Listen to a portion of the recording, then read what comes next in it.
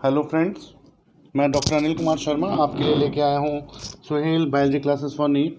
हम पढ़ रहे हैं डाइजेस्टिव सिस्टम और आज मैं लेके आया हूँ डाइजेस्टिव सिस्टम का पार्ट 6। तो चलिए शुरू करते हैं। इस पार्ट 6 में हम पढ़ेंगे physiology of digestion, absorption and assimilation. तो चलिए शुरू करते हैं फिजियोलॉजी ऑफ डाइजेशन। सबसे पहले जब हम फिजियोलॉजी पढ़ेंगे डाइजेशन की तो सबसे पहला स्टेप आता है स्वॉलोइंग और डिग्लूटिशन, यानी खाने को, भोजन को सटकना। When we chew the food it mixes with saliva. याद रखिए, जब हम खाने को चबाते हैं, चबाने की प्रक्रिया को मैस्टिकेशन कहा जाता है, तो वो सलाइवा से मिक्स होकर बोलस में बन जाता है। Food turns into bolus after mastication. ये क्वेश्चन पूछा जाता है कि ईसोफेगस के आगे जब भोजन जाता है तो उसे क्या कहते हैं? बोलस कहते हैं। लेकिन जब स्टमक के आगे जाता है तो उसे काइम कहते हैं। तो when we chew the food it mixes with saliva, food turns into bolus after mastication, tongue then pushes it towards the pharynx and oesophagus, और process of pushing the food down by the tongue and soft palate is called deglutition और swallowing. It involves coordinated activity of tongue, soft palate, pharynx and esophagus. Swallowing is controlled by swallowing center or deglutition center which is located in medulla of brain. याद रखिएगा कि swallowing center जो होता है वो medulla of brain में situated होता है. Swallowing has 3 stages. Deglutition या swallowing की 3 stages होती हैं, oral stage, फेरेंजियल स्टेज और ईसोफेजियल स्टेज। इसमें सिर्फ और सिर्फ ओरल स्टेज जो होती है वो वॉलंटरी है, हमारा कंट्रोल सिर्फ ओरल स्टेज पर होता है, जबकि फेरेंजियल स्टेज और ईसोफेजियल स्टेज पर हमारा कोई कंट्रोल नहीं होता। ये दोनों की दोनों स्टेज इनवॉलंटरी होती हैं। ड्यूरिंग स्वॉलोइंग और deglutition trachea is closed by epiglottis. याद रखिए, जब हम खाने को सटकते हैं तो हमारा जो भोजन है, जो फूड पार्टिकल्स हैं, वो ट्रैकिया में नहीं जाते, सीधे ईसोफेगस में जाते हैं, क्योंकि येलो इलास्टिक कार्टिलेज से बनी एक लीफ लाइक स्ट्रक्चर जिसे एपिग्लॉटिस कहते हैं वो ट्रैकिया को कवर कर लेता है। पेरिस्टाल्सिस। ईसोफेगस में जब हम खाने को भेजते हैं डिग्लूटिशन के द्वारा, तो ग्रेविटी और पेरिस्टाल्टिक मूवमेंट के मदद से वो स्टमक में पहुंच जाता है, और सर्कुलर मसल फाइबर और लॉन्गिट्यूडनल मसल फाइबर्स दोनों के अल्टरनेट कॉन्ट्रैक्शन और रिलैक्सेशन की वजह से जो मूवमेंट होता है, प्रोपेल्सिव मूवमेंट, जिसकी वजह से पूरी जीआईटी में खाना आगे की ओर बढ़ता है, उस प्रोपेल्सिव मूवमेंट को कहते हैं पेरिस्टाल्सिस। सबसे कम पेरिस्टाल्सिस होती है रेक्टम में। तो in oesophagus and rest GIT food moves forward by alternate contraction and relaxation of circular and longitudinal muscle fibres of GIT. These propulsive movements are called peristalsis, और least peristalsis पाया जाता है rectum में। Digestion. हम पहले भी पढ़ चुके हैं कि जब भी हम खाना खाते हैं तो हमारे खाने में मुख्यतः कार्बोहाइड्रेट्स, प्रोटीन्स और फैट्स होते हैं, और ये बड़े बड़े मॉलिक्यूल्स होते हैं जिन्हें मैक्रोमॉलिक्यूल्स या पॉलीमर्स कहते हैं। डाइजेशन के द्वारा हम इनका हाइड्रोलिसिस करते हैं और इन्हें छोटे छोटे सिंपल मॉलिक्यूल्स में तोड़ा जाता है जिन्हें मोनोमर्स कहते हैं। तो डाइजेशन का मुख्य काम है मैक्रोमॉलिक्यूल्स या पॉलीमर्स को मोनोमर्स में तोड़ना, और एक्चुअली में जो डाइजेशन होता है वो एक हाइड्रोलिसिस की प्रक्रिया है जिसमें हाइड्रोलिसिस होता है। और सबसे ज़्यादा डाइजेशन के जो एंजाइम्स होते हैं वो ओमनीवोर्स में पाए जाते हैं। तो food contains carbohydrates, proteins, fats and nucleic acids. These are in the form of large molecules called macromolecules or polymers. Digestion breaks these into smaller fragments called monomers. Digestion is actually a hydrolysis. Digestive enzymes are hydrolases. Hydrolysis को करने वाले enzymes को hydrolases कहते हैं, और maximum variety of enzymes are found in omnivores. और digestion की प्रक्रिया के दौरान hydrolysis होता है और polymers का hydrolysis होकर monomers बनते हैं। याद रखिएगा, कार्बोहाइड्रेट्स का डाइजेशन होने के बाद मोनोसेकेराइड्स बनते हैं, और ह्यूमन बॉडी में मुख्यतः 3 प्रकार के मोनोसेकेराइड्स पाए जाते हैं: ग्लूकोज, गैलेक्टोज एंड फ्रक्टोज। यानी हम कुछ भी कार्बोहाइड्रेट का हम कुछ भी फॉर्म खाएं तो हमारी बॉडी में जब अल्टीमेट डाइजेशन हो जाएगा, कंप्लीट हो जाएगा, तो कार्बोहाइड्रेट्स अल्टीमेटली कन्वर्ट हो जाएंगे ग्लूकोज, गैलेक्टोज या फ्रक्टोज में। फैट्स के डाइजेशन से जो फाइनल प्रोडक्ट बनता है वो होता है फैटी एसिड और ग्लिसरॉल। प्रोटीन्स के डाइजेशन से बनते हैं अमीनो एसिड्स, और न्यूक्लिक एसिड्स के डाइजेशन से बनते हैं न्यूक्लियोटाइड्स एंड न्यूक्लियोसाइड्स, जिन्हें फर्दर फॉस्फेट शुगर और पेंटोज शुगर और फॉस्फेट में तोड़ दिया जाता है। कार्बोहाइड्रेट डाइजेस्टिंग एंजाइम्स को अमाइलेजेस कहते हैं, जबकि प्रोटीन डाइजेस्टिंग एंजाइम्स को प्रोटीएजेस कहते हैं। याद रखिएगा, आगे दो टर्म आएंगे कार्बोहाइड्रेट डाइजेस्टिंग एंजाइम, जिनके लिए हम वर्ड यूज़ करेंगे अमाइलेज, प्रोटीन डाइजेस्टिंग एंजाइम्स के लिए हम वर्ड यूज़ करेंगे प्रोटीएजेस, और फैट डाइजेस्टिंग एंजाइम्स के लिए हम वर्ड यूज़ करेंगे लाइपेजेस। पेप्सिन, ट्रिप्सिन, काइमोट्रिप्सिन जो होते हैं वो प्रोटीन के पचाने वाले एंजाइम होते हैं, प्रोटीएज होते हैं, और ये एंडोपेप्टाइडेज हैं, जबकि कार्बोक्सीपेप्टाइडेज एक एक्सोपेप्टाइडेज होता है। फैट डाइजेस्टिंग एंजाइम को लाइपेज कहते हैं। तो चलिए अब हम शुरू करते हैं डिटेल में डाइजेशन ऑफ कार्बोहाइड्रेट्स। तो कार्बोहाइड्रेट्स जो फूड में होते हैं वो यूजुअली पॉलीसेकेराइड्स के फॉर्म में होते हैं, जैसे स्टार्च और सेलुलोज, और या डाइसेकेराइड्स के फॉर्म में भी हो सकते हैं, सुक्रोज, माल्टोज और लैक्टोज। लेकिन डाइजेशन के बाद इनको अल्टीमेटली मोनोसेकेराइड्स में कन्वर्ट कर दिया जाता है, और हमारी बॉडी में पाए जाने वाले मोनोसेकेराइड्स हो सकते हैं ग्लूकोज, गैलेक्टोज एंड फ्रक्टोज। तो carbohydrates in the food is usually polysaccharide, that is in the form of starch or cellulose, or they may be in the form of disaccharides known as sucrose, maltose, lactose.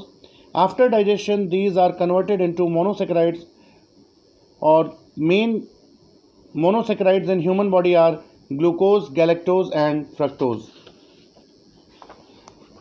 तो digestion हम पढ़ रहे हैं carbohydrates का, तो हम अलग अलग स्टेप वाइज लेंगे, ओरल कैविटी में, ईसोफेगस में, स्टमक में, इंटेस्टाइन में।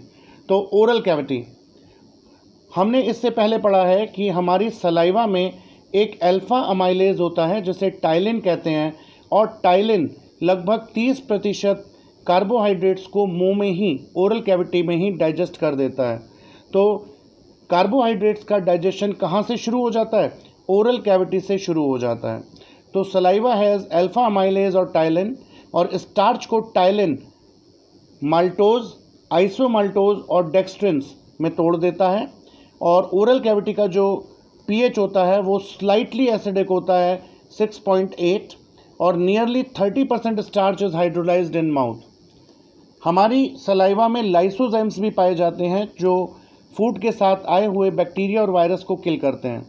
Digestion of carbohydrate starts in oral cavity, ये बहुत इंपॉर्टेंट क्वेश्चन है। अक्सर पूछा जाता है कि डाइजेशन कहाँ पर शुरू हो जाता है? माउथ कैविटी में। और किसका डाइजेशन शुरू होता है? कार्बोहाइड्रेट्स का। उसके बाद याद रखिएगा कि ईसोफेगस में सिर्फ प्रोपल्सिव मूवमेंट होते हैं, किसी भी प्रकार का, किसी भी सब्सटेंस का डाइजेशन ईसोफेगस में नहीं होता। तो अब खाना पहुंच जाता है कहाँ पर? स्टमक में।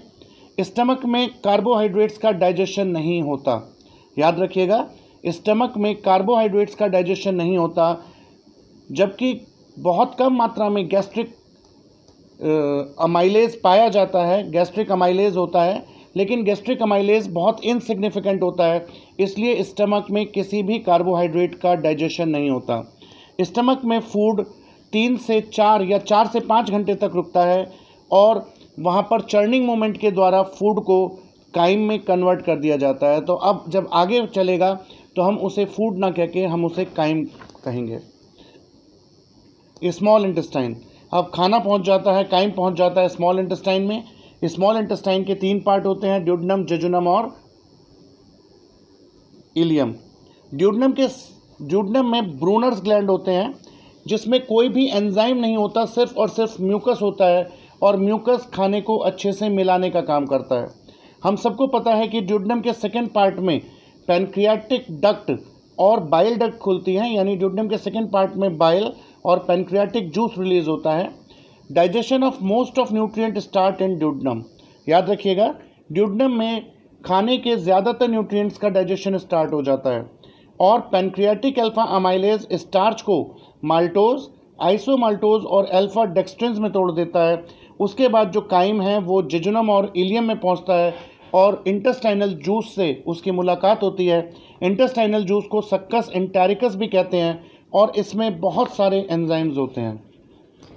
तो सक्कस एंटेरिकस में प्रेजेंट जो एंजाइम्स हैं वो इलियम और जेजुनम में इस तरीके से डाइजेशन करते हैं। जो माल्टोज होता है वो माल्टेज एंजाइम की प्रेजेंस में ग्लूकोज और ग्लूकोज यानी 2 ग्लूकोज मॉलिक्यूल्स में कन्वर्ट होता है। याद रखिएगा, माल्टेज माल्टोज को ग्लूकोज में कन्वर्ट कर देता है, जबकि आइसोमाल्टेज को भी ग्लूकोज में कन्वर्ट करता है। सुक्रोज ग्लूकोज और फ्रक्टोज में कन्वर्ट होता है और ये होता है सुक्रेज एंजाइम की मदद से। यानी सुक्रेज एंजाइम सुक्रोज को ग्लूकोज और फ्रक्टोज में तोड़ देता है, जबकि लैक्टोज को लैक्टेज एंजाइम ग्लूकोज और गैलेक्टोज में तोड़ता है। और अल्फा डेक्सट्रिन्स जो भी होती हैं वो अल्फा डेक्सट्रिनेज की मदद से ग्लूकोज में तोड़ दिया जाता है। तो इस तरीके से स्मॉल इंटेस्टाइन में यानी जेजुनम और इलियम में कार्बोहाइड्रेट्स का डाइजेशन कंप्लीट हो जाता है और जो स्टार्च या और पॉलीसेकेराइड के फॉर्म में हमने कार्बोहाइड्रेट लिया होता है अल्टीमेटली वो ग्लूकोज, गैलेक्टोज या फ्रक्टोज के फॉर्म में हमें मिल जाता है। तो याद रखिएगा, माल्टोज में होते हैं 2 ग्लूकोज के मॉलिक्यूल्स, सुक्रोज में होता है 1 ग्लूकोज 1 फ्रक्टोज और लैक्टोज मिलकर बना होता है 1 ग्लूकोज और 1 गैलेक्टोज से। लैक्टोज इंटॉलरेंस, याद रखिएगा कि सिर्फ और सिर्फ ह्यूमन बॉडी ही लैक्टोज को डाइजेस्ट कर सकती है और लैक्टोज मिल्क शुगर है। जैसे जैसे एज बढ़ती है लैक्टेज एंजाइम का सिक्रीशन कम होता जाता है, इसलिए एज बढ़ने के साथ साथ लैक्टोज को पचाना मुश्किल हो जाता है। यानी बढ़ती हुई उम्र के साथ यदि हम दूध लेते हैं तो दूध में उपस्थित जो शुगर है लैक्टोज उसका डाइजेशन नहीं हो पाता, वो अनडाइजेस्टेड फॉर्म में ही पड़ी रहती है और बैक्टीरिया के द्वारा, हम आप सबको पता है कि हमारे इंटेस्टाइन में बहुत सारे बैक्टीरिया होते हैं और उन बैक्टीरिया के द्वारा इस लैक्टोज का फर्मेंटेशन कर दिया जाता है, जिससे गैसेस और एसिड्स बनते हैं और फ्लैटुलेंस, क्रैम्प्स और डायरिया हो जाता है। इसको कहते हैं लैक्टोज इंटॉलरेंस। तो याद रखिएगा कि लैक्टोज इंटॉलरेंस में लैक्टेज एंजाइम की कमी होती है और इससे बचने के लिए मिल्क और मिल्क प्रोडक्ट्स का यूज़ नहीं करना चाहिए। Digestion of proteins, digestion of proteins, जब हम भोजन लेते हैं, खाना लेते हैं और मुंह में मस्टिकेट करते हैं तो याद रखिएगा कि ओरल कैविटी में सिर्फ और सिर्फ कार्बोहाइड्रेट्स ही पचाने का एंजाइम होता है टाइलिन। ओरल कैविटी में किसी भी प्रोटीन या फैट का डाइजेशन नहीं होता। उसके बाद खाना आता है ईसोफेगस में। ईसोफेगस में भी कोई एंजाइम सिक्रीट नहीं होता, यानी ईसोफेगस में भी किसी प्रकार का डाइजेशन नहीं होता। अब फूड आ जाता है स्टमक में और स्टमक में खाना 4 से 5 घंटे रहता है, जहां उसकी मुलाकात होती है गैस्ट्रिक जूस से। गैस्ट्रिक जूस में होता है HCl, पेप्सिनोजन और प्रोरेनिन। गैस्ट्रिक जूस में होता है HCl, पेप्सिनोजन और प्रोरेनिन, यानी स्टमक में मुख्यतः प्रोटीन का पाचन ही होता है, डाइजेशन ही होता है। पेप्सिनोजन को HCl पेप्सिन में कन्वर्ट कर देता है, प्रोरेनिन को HCl रेनिन में कन्वर्ट कर देता है और ये जो एक्टिव फॉर्म बनी पेप्सिन, ये प्रोटीन्स को पेप्टोन्स और प्रोटीएजेस में तोड़ देता है, जबकि मिल्क प्रोटीन कैसीन को जो रेनिन एंजाइम है वो कैल्शियम पैराकैसिनेट में तोड़ देता है और कैल्शियम पैराकैसिनेट को पेप्सिन पेप्टोन्स में तोड़ देता है। तो अल्टीमेटली हमने जो भी प्रोटीन्स लिए वो स्टमक में आकर पेप्टोन्स प्रोटीएजेस में टूट जाते हैं और पेप्टोन्स और प्रोटीएजेस पार्शली डाइजेस्टेड प्रोटीन्स होते हैं, यानी अभी डाइजेशन प्रोटीन का कंप्लीट नहीं हुआ, कुछ बॉन्ड्स टूट गए, प्रोटीन नहीं रह के टूट गया, पार्शली डाइजेस्ट हो गया, जिन्हें हमने पेप्टोन्स या प्रोटीएजेस कहा है। अब 4 से 5 घंटे स्टमक में रहने के बाद जो फूड पार्टिकल्स हैं वो काइम में कन्वर्ट हो जाते हैं और अब काइम पहुंचता है स्मॉल इंटेस्टाइन में, जहां पर ड्यूडनम में उसे पैनक्रियाटिक जूस मिलता है और पैनक्रियाटिक जूस में एंजाइम्स होते हैं प्रोटीन के पचाने वाले ट्रिप्सिनोजन, काइमोट्रिप्सिनोजन, प्रो कार्बोक्सीपेप्टाइडेज और प्रो इलास्टेज। ये चारों के चारों प्रो एंजाइम्स हैं, यानी इनएक्टिव होते हैं और जब ये रिलीज होते हैं ड्यूडनम में तो स्मॉल इंटेस्टाइन से एक एंजाइम आता है इंटेस्टाइनल जूस के साथ एंटीरोकाइनेज, जो ट्रिप्सिनोजन को ट्रिप्सिन में बदलता है। तो याद रखिएगा कि enterokinase is present in intestinal juice और एंटीरोकाइनेज कन्वर्ट करता है ट्रिप्सिनोजन को ट्रिप्सिन में। फिर जो ट्रिप्सिन बना वो काइमोट्रिप्सिनोजन को काइमोट्रिप्सिन, प्रो कार्बोक्सीपेप्टाइडेज को कार्बोक्सीपेप्टाइडेज और प्रो इलास्टेज को इलास्टेज में कन्वर्ट कर देता है। यानी एंटीरोकाइनेज जब एक बार ट्रिप्सिनोजन को ट्रिप्सिन में कन्वर्ट कर देता है तो उसके बाद ट्रिप्सिन बाकी सारे प्रो एंजाइम्स को एक्टिव फॉर्म में कन्वर्ट कर देता है। यानी ट्रिप्सिन का काम होता है काइमोट्रिप्सिनोजन को काइमोट्रिप्सिन में बदलना, प्रो कार्बोक्सीपेप्टाइडेज को कार्बोक्सीपेप्टाइडेज में बदलना और प्रो इलास्टेज को इलास्टेज में बदलना। अब यहाँ पर जो ये हमारे एक्टिव फॉर्म्स बन गए, ये हमारे प्रोटीन्स को और पेप्टोन्स को तोड़ने का काम करेंगे। और प्रोटीन्स का डाइजेशन ट्रिप्सिन करता है डाइपेप्टाइड्स में, पेप्टोन्स को काइमोट्रिप्सिन तोड़ता है डाइपेप्टाइड्स में, प्रोटियोजेस को कार्बोक्सीपेप्टाइड्स तोड़ता है डाइपेप्टाइड्स में और इलास्टिन को इलास्टेज तोड़ देता है डाइपेप्टाइड्स में। जो कार्निवोर्स होते हैं, जो फ्लैश खाते हैं, उनमें ब्लड भी पहुंचता है इंटेस्टाइन में और ट्रिप्सिन ब्लड में उपस्थित फाइब्रिनोजन प्रोटीन को फाइब्रिन में तोड़ देता है। तो इस तरीके से आपने देखा कि स्टमक में जो बना था प्रोटीन के डाइजेशन से वो पेप्टोन्स और प्रोटीएजेस बने थे, लेकिन स्मॉल इंटेस्टाइन में आकर वो सारे के सारे डाइपेप्टाइड्स में टूट गए।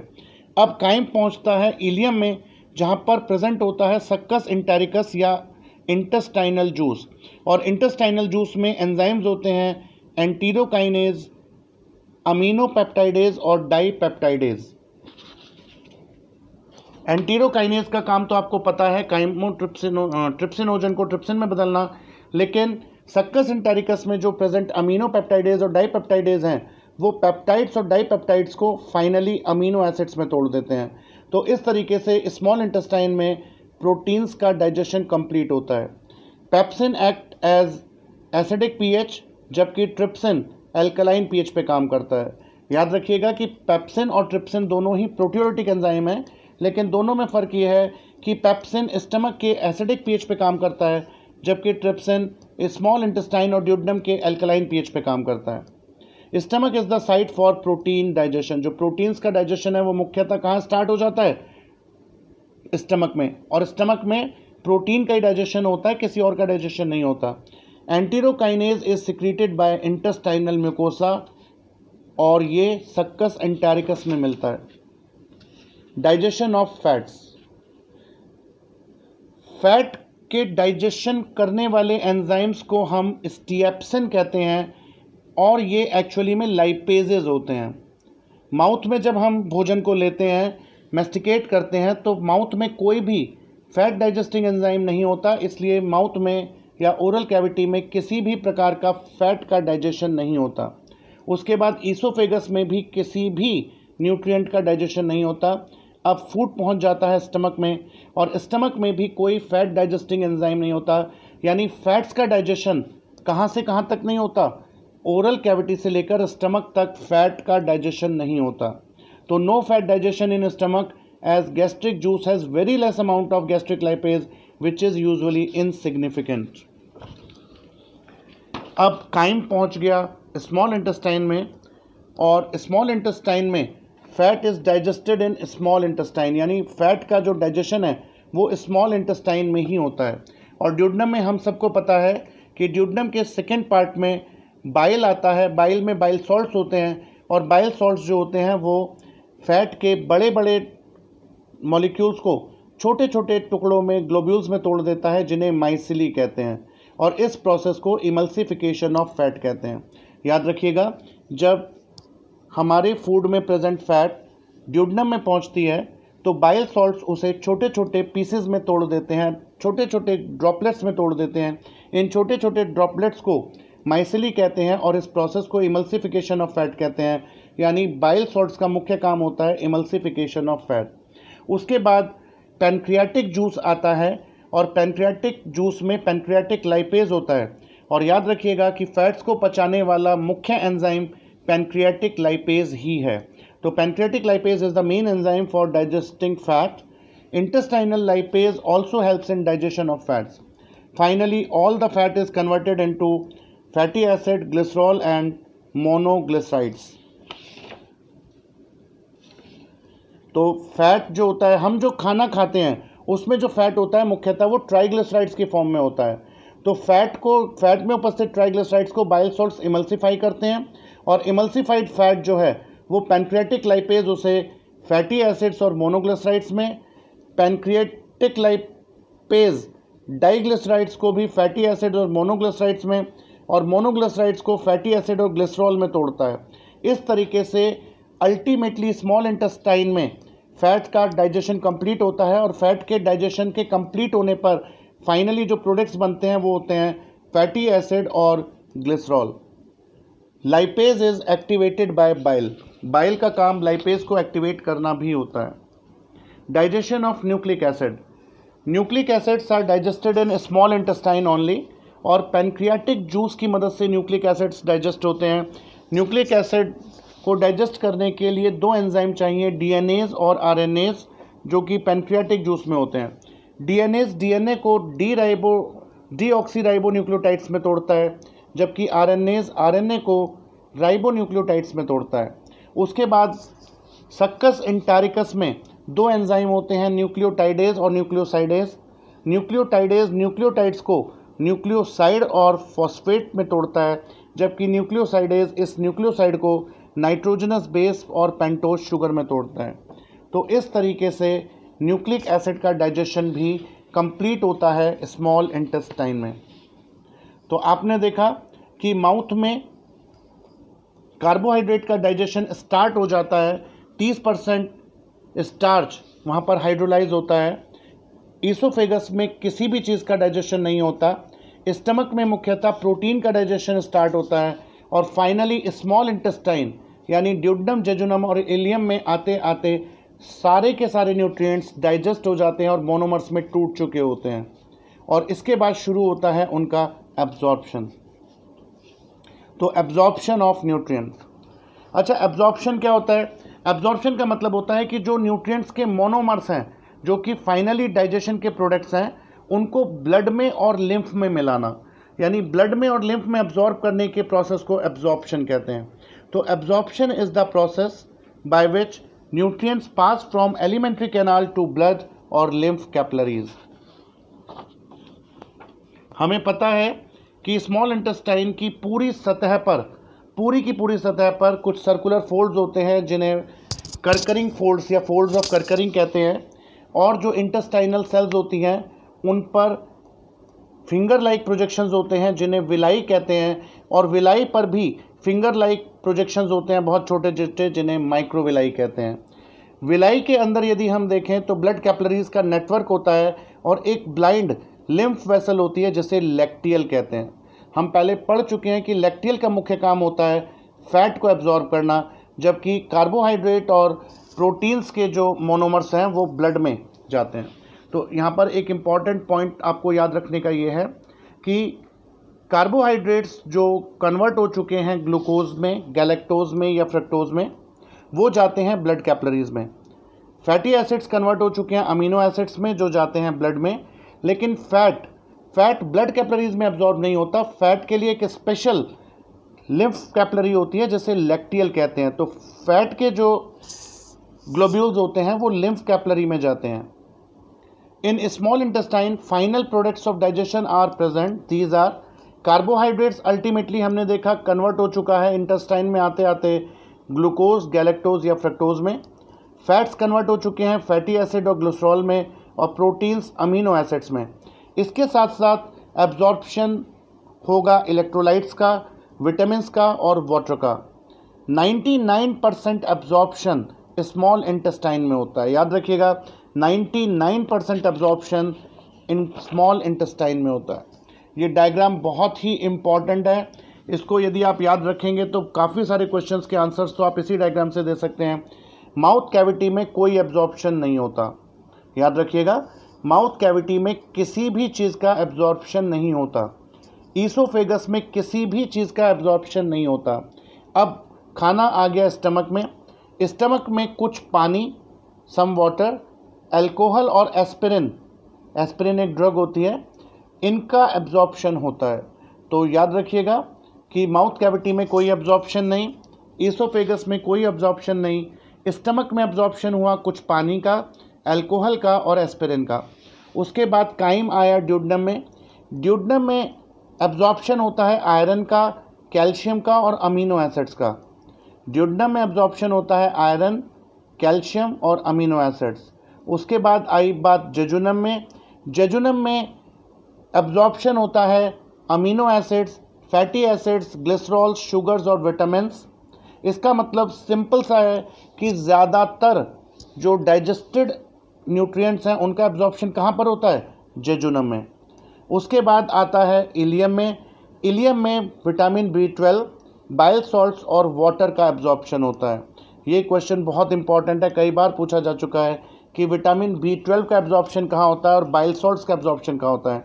तो विटामिन B12 और बाइल सॉल्ट्स का एब्जॉर्प्शन होता है स्मॉल इंटेस्टाइन, जिसे इलियम कहते हैं। उसके बाद फाइनली यहाँ के बाद जो अनडाइजेस्टेड प्रोडक्ट्स हैं वो फीसिस के फॉर्म में कोलन में धकेल दिए जाते हैं, लेकिन अभी भी कोलन में पानी की मात्रा बहुत ज़्यादा होती है, तो कोलन में मुख्यतः एब्जॉर्प्शन होता है वाटर का। याद रखिएगा कि colon is the site of water absorption, और वाटर एब्जॉर्प्शन के साथ साथ यहाँ पे सोडियम क्लोराइड और विटामिन के का भी एब्जॉर्प्शन होता है। और सिग्मॉइड कोलन में आते आते जो अनडाइजेस्टेड फूड है वो फीसिस का रूप ले चुका होता है, स्टूल का रूप ले चुका होता है, और टेम्परेली ये रेक्टम में स्टोर होता है। डेफिकेशन तक जो अनडाइजेस्टेड फीसिस है वो रेक्टम में स्टोर होती है। Absorption of monosaccharides. All the monosaccharides are absorbed in duodenum and jejunum. सारे के सारे मोनोसेकेराइड्स ड्यूडेनम या जेजुनम में एब्जॉर्ब होते हैं।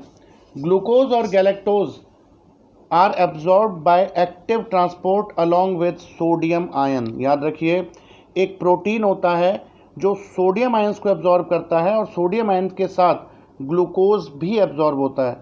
यानी यदि सोडियम आयन नहीं है तो ग्लूकोज एब्जॉर्ब नहीं होगा, और ग्लूकोज नहीं है तो सोडियम आयन एब्जॉर्ब नहीं होगा। यानी ग्लूकोज और सोडियम आयंस का एब्जॉर्प्शन एक साथ होता है, और ये एक्टिव ट्रांसपोर्ट से होता है, और क्योंकि दोनों का ट्रांसपोर्ट एक साथ होता है, एब्जॉर्प्शन एक साथ होता है, इसलिए इसे सिम्पोर्ट कहते हैं, सिम्पोर्ट। और एक्टिव ट्रांसपोर्ट का मतलब होता है कि कंसंट्रेशन ग्रेडियंट के अगेंस्ट आप ATP खर्च करके किसी चीज़ को एब्जॉर्ब कर रहे हो, तो इस तरह के एब्जॉर्प्शन को एक्टिव ट्रांसपोर्ट कहते हैं। तो ग्लूकोज और गैलेक्टोज का जो एब्जॉर्प्शन है वो एक्टिव ट्रांसपोर्ट है, एनर्जी खर्च करके हो रहा है, और इनके लिए सोडियम आयंस का होना ज़रूरी है।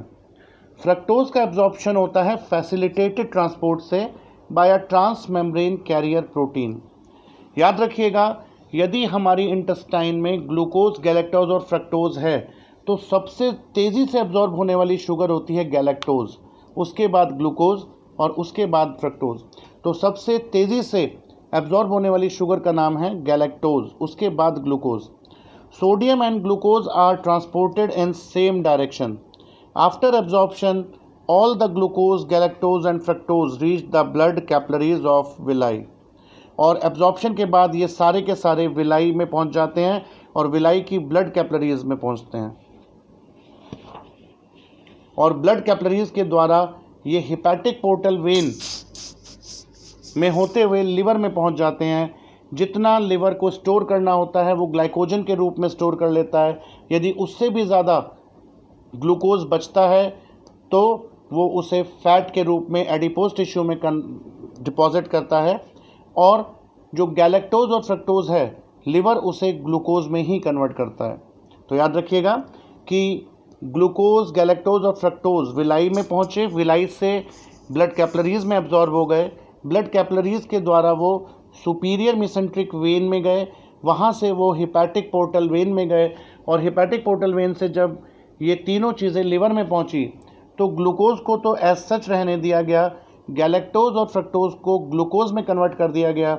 जितना ग्लूकोज बॉडी को चाहिए उतना रिलीज़ किया गया, एक्सेस को ग्लाइकोजन के फॉर्म में जमा कर लिया गया, और यदि अभी भी ग्लूकोज ज़्यादा बचा है तो उसको फैट के रूप में कन्वर्ट करके एडिपोज टिश्यू में जमा कर दिया जाता है। Absorption of amino acid. Amino acids are absorbed by active transport. याद रखिए, अमीनो एसिड्स भी एक्टिव ट्रांसपोर्ट से ही एब्जॉर्ब किए जाते हैं, और इनके एब्जॉर्प्शन के लिए भी सोडियम आयन चाहिए होता है।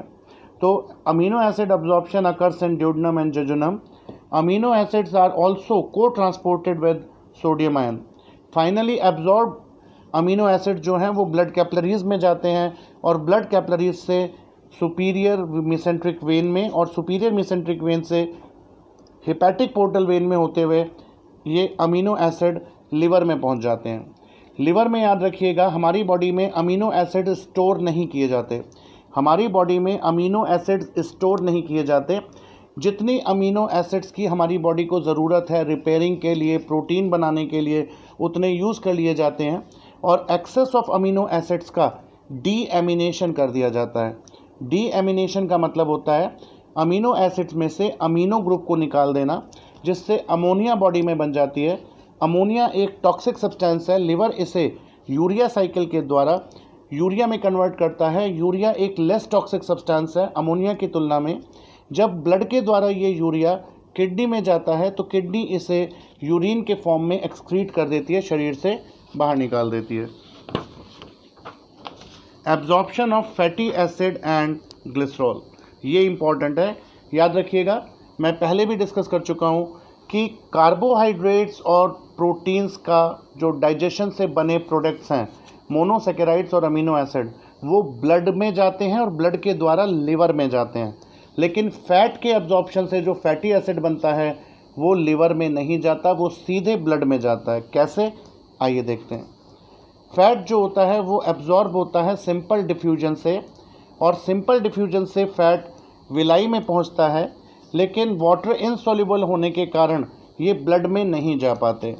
इसलिए जो माइसिली हैं वो सीधे के सीधे पहले इंटेस्टाइनल सेल में जाते हैं और इंटेस्टाइनल सेल में जाने पर वो इंटेस्टाइनल सेल के स्मूथ एंडोप्लाज्मिक रेटिकुलम में घुस जाते हैं और स्मूथ एंडोप्लाज्मिक रेटिकुलम इन माइसिली को छोटे छोटे टुकड़ों में तोड़कर इन पर प्रोटीन की एक कोट चढ़ा देता है, जिन्हें एपोप्रोटीन्स कहते हैं। और प्रोटीन की कोट चढ़े हुए इन स्मॉल फैट ग्लोब्यूल्स को काइलोमाइक्रॉन्स कहते हैं, याद रखिएगा। और काइलोमाइक्रॉन्स अब लैक्टियल्स में ईजिली एब्जॉर्ब हो जाते हैं। तो हमें पता है कि हम अपने भोजन में जो भी फैट लेते हैं वो ड्यूडेनम के सेकेंड पार्ट में बाइल की मदद से छोटे छोटे स्मॉल पार्टिकल्स में तोड़ा जाता है, जिन्हें माइसिली कहते हैं। माइसिली एब्जॉर्ब होते हैं इंटेस्टाइनल सेल में यानी विलाई में, लेकिन ब्लड कैपिलरी में एब्जॉर्ब नहीं होते, क्योंकि ब्लड में एब्जॉर्ब होने के लिए उनको वाटर सॉल्युबल होना चाहिए। लेकिन माइसिली क्योंकि फैट के बने हैं, वाटर सॉल्युबल नहीं है, तो ब्लड इन्हें अपने अंदर नहीं लेता। अब ये ब्लड कैपिलरी में ना जाकर इंटेस्टाइनल सेल की जो विलाई है उसकी सेल के स्मूथ एंडोप्लाज्मिक रेटिकुलम में एंट्री कर जाते हैं और स्मूथ एंडोप्लाज्मिक रेटिकुलम में इन माइसिली को छोटे छोटे पार्ट्स में तोड़ा जाता है और उनके ऊपर एपोप्रोटीन नामक प्रोटीन की एक कवरिंग चढ़ा दी जाती है। अब इन पार्टिकल्स को काइलोमाइक्रॉन कहते हैं और काइलोमाइक्रॉन सीधे लैक्टियल्स में एब्जॉर्ब हो जाते हैं। याद रखिएगा, काइलोमाइक्रॉन्स माइसिली से बड़े होते हैं और काइलोमाइक्रॉन जो है जब लैक्टियल में पहुंच जाता है तो लैक्टियल के अंदर का फ्लूइड मिल्की वाइट दूधिया हो जाता है, जैसे काइल कहते हैं। तो यहाँ पे देखिए 2-3 चीज़ें आपको याद रखनी है। माइसिली क्या होता है? माइसिली होता है ड्यूडेनम के सेकेंड पार्ट में बाइल सॉल्ट्स के द्वारा फैट को जो छोटे छोटे पार्टिकल्स में तोड़ा जाता है उन्हें माइसिली कहते हैं। माइसिली क्योंकि फैट के बने होते हैं, वाटर इनसॉल्युबल हैं, इसलिए ब्लड कैपिलरी में एब्जॉर्ब नहीं होते। ये पहुंच जाते हैं smooth endoplasmic reticulum of intestinal cell, जहां पर इन पर एक प्रोटीन की कोट चढ़ाई जाती है। उस प्रोटीन को कहते हैं एपोप्रोटीन और जो अब बना उसे कहते हैं काइलोमाइक्रॉन। और काइलोमाइक्रॉन सीधे सीधे लैक्टियल्स में एब्जॉर्ब हो जाते हैं और जब काइलोमाइक्रॉन लैक्टियल में पहुंचते हैं तो उसके अंदर का फ्लूइड मिल्की वाइट दूधिया हो जाता है, जिसे काइल कहते हैं। तो 2 टर्म है, एक काइल और एक काइम। तो काइम तो सेमी डाइजेस्टेड फूड है जो स्टमक से आगे बढ़ता है, उसे काइम कहते हैं, CHYME। और लैक्टियल के अंदर काइलोमाइक्रॉन्स के एब्जॉर्प्शन के बाद जो मिल्की वाइट लिक्विड है उसे काइल कहते हैं, CHYLE। ठीक है।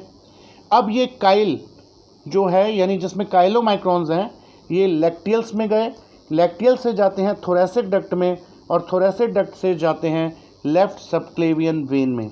तो याद रखिए, बहुत इंपॉर्टेंट पॉइंट है कि प्रोटीन्स और कार्बोहाइड्रेट्स के जो फाइनल प्रोडक्ट्स होते हैं वो ब्लड में जाते हैं, ब्लड के द्वारा वो लिवर में जाते हैं, लेकिन जो फैट है वो एब्जॉर्प्शन के बाद लिवर में नहीं जाती, वो सीधे कहाँ जाती है, वीनस ब्लड में, सब क्लेवियन वेन में जाती है, लेफ्ट साइड की।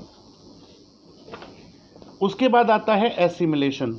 आपने देखा कि प्रोटीन्स, कार्बोहाइड्रेट्स, फैट्स डाइजेस्ट हो गए, उसके बाद एब्जॉर्ब हो गए, और एब्जॉर्ब के बाद वो ब्लड के द्वारा अपनी अपनी सेल्स तक पहुँचे, जहाँ जितनी जिस चीज़ की ज़रूरत है सेल्स ने उतना ले लिया और उसको अपने प्रोटोप्लाज्म में मिला लिया। तो एब्जॉर्ब न्यूट्रिएंट्स का सेल्स तक पहुंचकर प्रोटोप्लाज्म का पार्ट बनना, इस प्रोसेस को कहते हैं एसिमिलेशन। तो absorb nutrients reach the cells via blood, here these become the part of protoplasm and this process is called assimilation of foods। और उसका फेट क्या होता है मैं अभी पीछे डिस्कस कर चुका हूँ। कुछ डिसऑर्डर्स हैं जीआईटी के जिनकी हम बात करेंगे, जैसे जॉन्डिस। जॉन्डिस लिवर का डिसऑर्डर है, लिवर में हमें पता है कि जो बिलिरुबिन है उसका कॉन्जुगेशन होता है और बिलिरुबिन बाइल पिगमेंट के फॉर्म में बाइल के साथ ड्यूडेनम के सेकंड पार्ट में छोड़ा जाता है, जहाँ से वो स्टर्कोबिलिनोजन बन के स्टूल्स में बाहर निकल जाता है।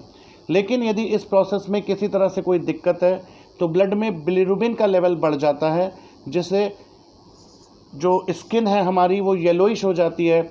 और याद रखिएगा कि बिलिरुबिन की जो एफिनिटी है वो आँख की स्क्लेरा वाइट पार्ट के लिए बहुत ज़्यादा होती है, इसलिए बिलिरुबिन का डिपोजिशन स्क्लेरा में होता है, जिससे आंखें भी पीली दिखाई देने लगती हैं। इस कंडीशन को जॉन्डिस कहते हैं। तो जॉन्डिस में लिवर अफेक्टेड होता है और इसमें बिलिरुबिन का लेवल बढ़ जाता है। वॉमिटिंग, यदि हमारी जो पेरिस्टाल्सिस है वो रिवर्स डायरेक्शन में हो, किसी वजह से हमने कुछ गलत खा लिया हो, तो ये प्रोटेक्टिव मैकेनिज्म हो सकता है। हमारे स्टमक का प्रेशर बढ़ गया है, एसिड ज़्यादा बन रहा है, तो जो पेरिस्टाल्सिस है वो रिवर्स मोशन में हो जाती है, जिसे हम वॉमिटिंग कहते हैं, यानी expulsion of food material from mouth to oral cavity is called vomiting. ठीक है। और वॉमिटिंग जो है उससे पहले एक अनईजीनेस फीलिंग आती है, जिसे नोजिया कहते हैं। तो याद रखिएगा, वॉमिटिंग से पहले हमेशा जो फीलिंग होती है उसके लिए हम टर्म यूज़ करते हैं नोजिया।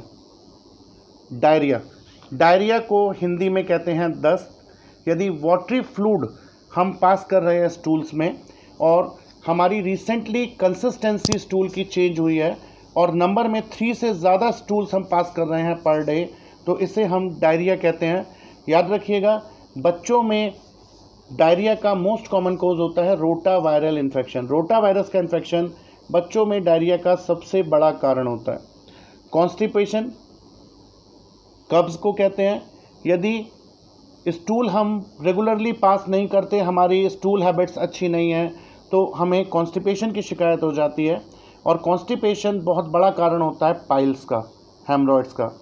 इनडाइजेशन कहा जाता है कि खाना सही से नहीं पचना, कि हम एंग्जाइटी में हैं, फियर में हैं, इमोशनल अपसेट में हैं, तो नॉर्मली हमारे जो इंटेस्टाइन के या गैस्ट्रिक जूसेस हैं वो ढंग से काम नहीं करते और हमारा खाना ढंग से नहीं पच पाता। इस कंडीशन को कहते हैं इनडाइजेशन। बॉटुलिज्म या फूड पॉइजनिंग। बॉटुलिज्म एक फूड पॉइजनिंग का प्रकार है। फूड पॉइजनिंग इसमें जो होती है वो क्लोस्ट्रीडियम बोटुलिनम नामक बैक्टीरिया की वजह से होती है और इसमें हमें दस्त हो सकते हैं, वॉमिटिंग हो सकती है, फीवर आ सकता है, पेट में दर्द हो सकता है। कॉलिसिस्टाइटिस, गॉल ब्लैडर की इन्फ्लेमेशन को, गॉल ब्लैडर में सूजन को कॉलिसिस्टाइटिस कहते हैं। सिरोसिस एक क्रॉनिक कंडीशन है लिवर की, जिसमें लिवर में जो लिवर का टिश्यू है उसका इको टेक्सचर चेंज हो जाता है, लिवर की फंक्शनिंग कम हो जाती है और सिरोसिस से अल्टीमेटली कार्सिनोमा यानी कैंसर ऑफ लिवर भी हो सकता है। कोलाइटिस, कोलाइटिस का मतलब है बड़ी आंत कोलन का इन्फेक्शन। डेंटल कैरीज, यदि हमारी ओरल हाइजेनिक कंडीशन अच्छी नहीं है, हम मीठा ज़्यादा खाते हैं, रात को ब्रश करके नहीं सोते, तो हमारे मुंह में एसिडिक एनवायरनमेंट में कुछ बैक्टीरिया पनप जाते हैं जो कि ओरल कैविटी के एनामल को धीरे धीरे ख़त्म करते हैं और डेंटिन तक पहुंच जाते हैं, जिन्हें डेंटल कैरीज कहते हैं। डिस्फेजिया का मतलब है पेनफुल स्वेलोइंग, यदि हमें खाना खाते हैं समय दिक्कत हो रही है तो इसे हम डिस्फेजिया कहते हैं। एंट्राइटिस का मतलब होता है स्मॉल इंटेस्टाइन का इन्फेक्शन। गैस्ट्राइटिस का मतलब होता है infection of stomach. Piles haemorrhoids को कहते हैं। आपने जब हम एनाटॉमी पढ़ रहे थे तो आपने पढ़ा था कि एनस में कुछ एनल कॉलम्स ऑफ मोर्गैग्नी होते हैं जिनमें कुछ वेन्स होती हैं। यदि किसी पर्सन को कॉन्स्टिपेशन है और वो स्टूल पास करने में प्रेशर लगाता है तो ये वेन्स डायलेटेड और टॉर्चुअस होकर बाहर आ जाती हैं, ब्लीडिंग भी पॉसिबल है। इस कंडीशन को कहते हैं पाइल्स। मम्स, हम पढ़ चुके हैं कि बच्चों में पैरोटिड ग्लैंड के वायरल इन्फेक्शन से जब पैरोटिड ग्लैंड स्वेल हो जाते हैं, पेनफुल होते हैं, तो उस कंडीशन को कहा जाता है मम्स। और हर्निया, यदि हमारी मसल्स एब्डोमिनल मसल्स वीक हैं और हमारे एब्डोमेन का प्रेशर किसी वजह से ज़्यादा हो तो हमारी इंटेस्टाइन स्क्रोटम में डिसेंड कर जाती हैं। इस कंडीशन को कहा जाता है इंग्वाइनल हर्निया। लेकिन हर्निया केवल इंग्वाइनल साइड का हो ये ज़रूरी नहीं है। यदि ये एपिगैस्ट्रियम से निकल रहा है तो उसे एपिगैस्ट्रिक हर्निया, यदि अम्बलाइकल से प्रोट्रूजन है इंटेस्टाइन का तो उसे अम्बलाइकल हर्निया, और यदि स्टमक ईसोफेजियल हाइटस से थोरैक्स में आ जाता है तो इसे हाइटल हर्निया भी कहते हैं। मैं उम्मीद करता हूं कि आपको डाइजेशन की फिजियोलॉजी समझ में आई होगी, एब्जॉर्प्शन की फिजियोलॉजी समझ में आई होगी। फ्रेंड्स, यदि आपको किसी भी प्रकार का कोई भी डाउट है डाइजेशन के चैप्टर में तो मुझे कमेंट सेक्शन में पूछ सकते हैं या मेरे फ़ोन नंबर पर आप कॉल करके मुझे पूछ सकते हैं। और इसके बाद मैं लास्ट पार्ट लूँगा डाइजेशन का, जिसके बाद हमारा डाइजेशन चैप्टर कंप्लीट हो जाएगा।